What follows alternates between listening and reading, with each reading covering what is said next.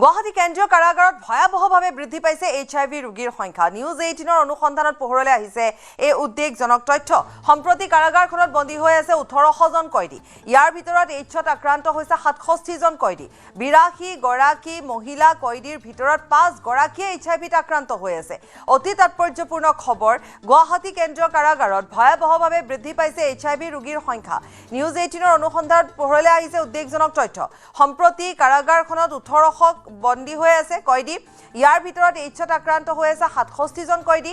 82 গৰাকী মহিলা কয়দীৰ ভিতৰত 5 গৰাকীয়ে HIVত আক্ৰান্ত হৈ আছে। চাওক, এক উদ্বেগজনক তথ্য পোহৰলৈকে আহিছে নিউজ 18 অসম নৰ্থ ইষ্টৰ অনুসন্ধানমূলক বাতৰিৰ পিছতে যে কেন্দ্ৰীয় কাৰাগাৰত এতিয়া ভয়াবহভাৱে বৃদ্ধি পাইছে HIV পজিটিভৰ সংখ্যা। অসমৰ বাবে এক বেয়া খবৰ বা ৰাজ্যবাসীৰ বাবে এক বেয়া খবৰ। কেন্দ্ৰীয় কাৰাগাৰ লখৰাত থকা কেন্দ্ৰীয় কাৰাগাৰৰ ভিতৰত মহিলা কয়দীৰ সংখ্যা আজিৰ তাৰিখত 82 আৰু পুৰুষ কয়দীৰ সংখ্যা প্ৰায় 1700 আছে। মুঠ কয়দীৰ সংখ্যা 1800 আৰু ইয়াৰে যি চোৱা যায় প্ৰায় 65 জন লোকে এতিয়া HIVত আক্ৰান্ত। এটা ডাঙৰ খবৰ আৰু ভয়াবহ হাৰত বৃদ্ধি পাইছে গুৱাহাটী মহানগৰীকে ধৰি সমগ্ৰ অসমত HIV পজিটিভ ৰোগীৰ সংখ্যা। মহিলা চেলত থকা 82 গৰাকীৰ প্ৰায় 5 জনে এতিয়া HIV ৰোগত আক্ৰান্ত আৰু তাৰে যি 3 গৰাকী যুৱতী নগাঁৱৰ বুলি আমি খবৰ লাভ কৰিছোঁ। ঠিক একেদৰে এই কেন্দ্ৰীয় কাৰাগাৰত 1700 পুৰুষ কয়দীৰ প্ৰায় 62 গৰাকী এতিয়া HIV পজিটিভত আক্ৰান্ত। এই ভয়াবহ তথ্য পোহৰলৈকে আহিছে। যিকোনো মুহূৰ্ততে বা এই গোটেইখিনি যদি জেইলৰ পৰা ওলাই আহে তেতিয়া হয়তো পুনৰ এই ৰোগ সংক্ৰমণ হোৱাৰ অধিক সম্ভাৱনা আছে। আৰু বেছিভাগে আমি যেতিয়া কথা পাতিছিলোঁ তথ্য লাভ কৰিছোঁ যে যি ধৰণে ড্ৰাগছৰ ভয়াবহ বৃদ্ধি হৈছে, ড্ৰাগছৰ ভয়াবহ বৃদ্ধি হোৱাৰ বাবে এনেদৰে আক্ৰান্ত হৈছে। আৰু COVID-19 যেতিয়া হৈছিলে তেতিয়া সেই সময়ত চিৰিঞ্জৰ খুব এটা অভাৱ হৈছিলে। সেয়েহে একেটা চিৰিঞ্জে বাৰম্বাৰ ব্যৱহাৰ কৰাৰ বাবে এনেধৰণৰ ঘটনা হোৱা বুলি বহুকেইটা সংস্থাই হওক বা বহু লোকে এই কথাখিনি কয়। আৰু উল্লেখ কৰিছে কেন্দ্ৰীয় কাৰাগাৰত বৰ্তমানো কাৰাধ্যক্ষ নাই, 7 জন ষ্টাফ লাগে, তাৰ বিপৰীতে 4 জনে ষ্টাফ আছে।